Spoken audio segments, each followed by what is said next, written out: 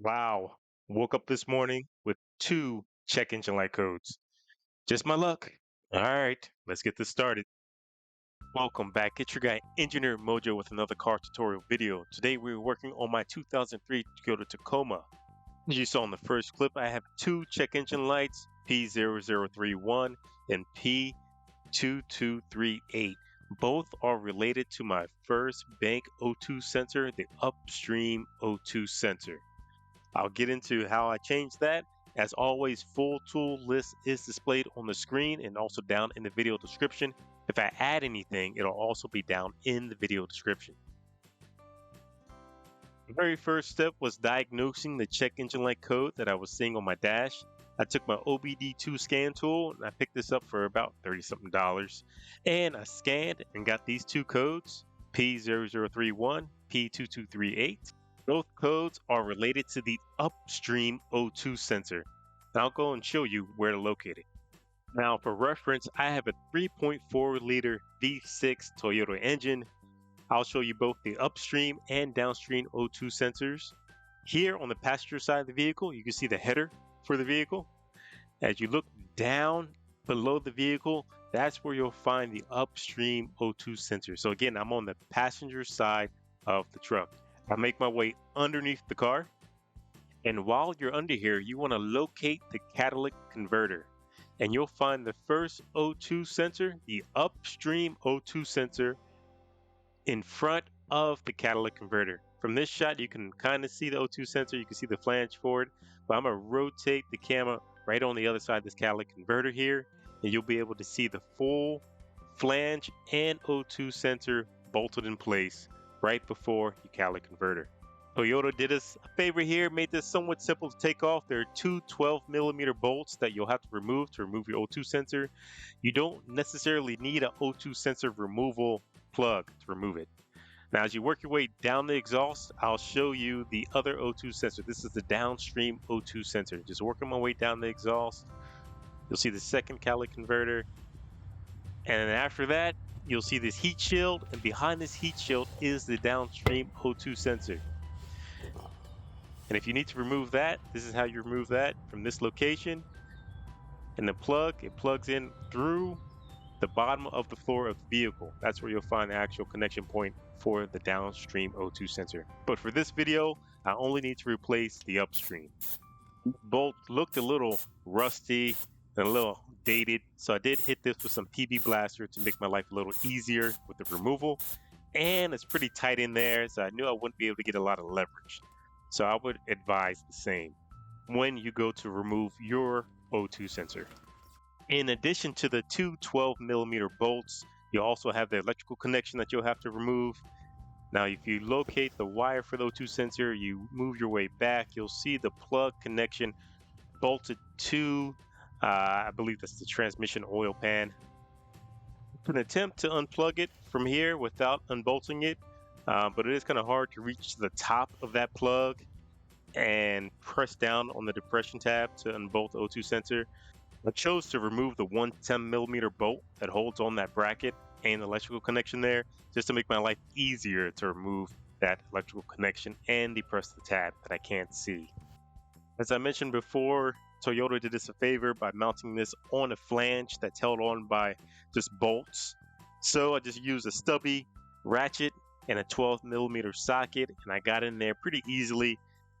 Didn't need much leverage to loosen those bolts, but if I did need some extra leverage, there was just enough room, especially with this stubby wrench, that I could have fit a cheater bar or something like that to give me that extra leverage to loosen those bolts. Two nuts removed, that O2 sensor just slides right off of the flange, and it's primed for removal once you unplug it from its electrical connection shown before.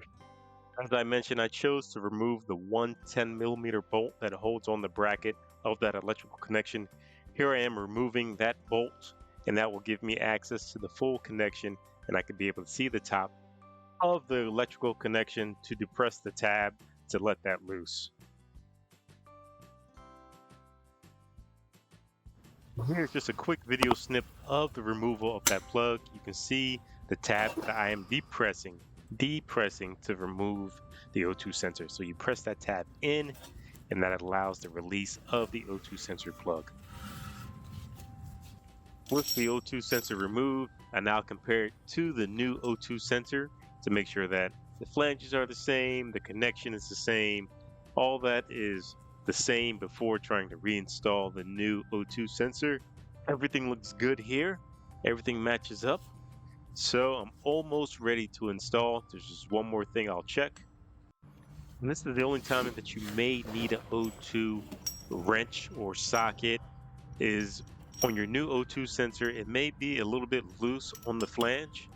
You may need to tighten it down. As you see here, it's easily twistable on the flange. So if you need to tighten it down, now's the time to do it. Do it now while it's off the car, and go ahead and tighten it down. You can put this in a vise or try to tighten it with your hand and just make it snug tight. That way it won't come loose on the vehicle. Trying to tighten down the O2 sensor on the vehicle will be hard to do because you'll have the two 12mm nuts in the way of your wrench or socket. So make sure you do this off the vehicle. Now we are in the home stretch. Install is pretty much reversal of removal.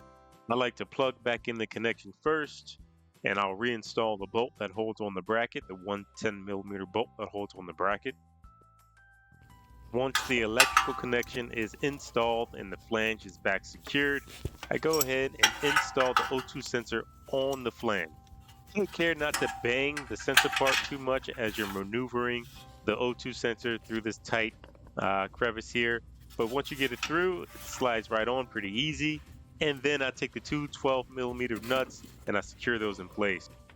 As I wrote down in the beginning of the video in the tool list, the torque spec for these two 12mm bolts is 14 foot-pounds. And if you needed to torque down your O2 sensor itself, that is 30 foot-pounds.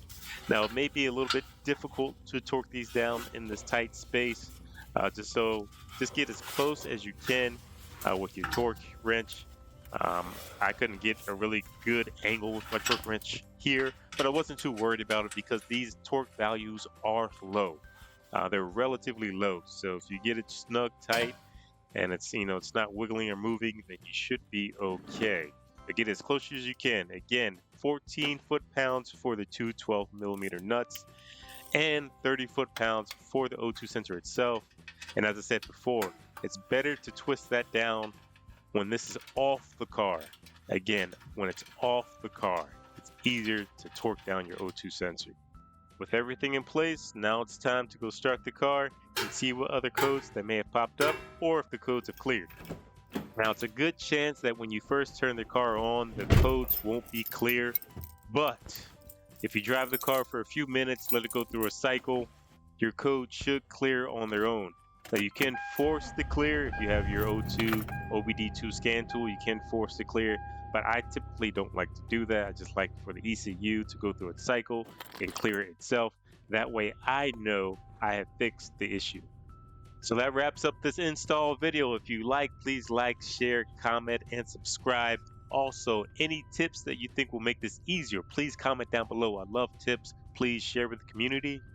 As always, thank you. I'll catch you on the next video. I'm out.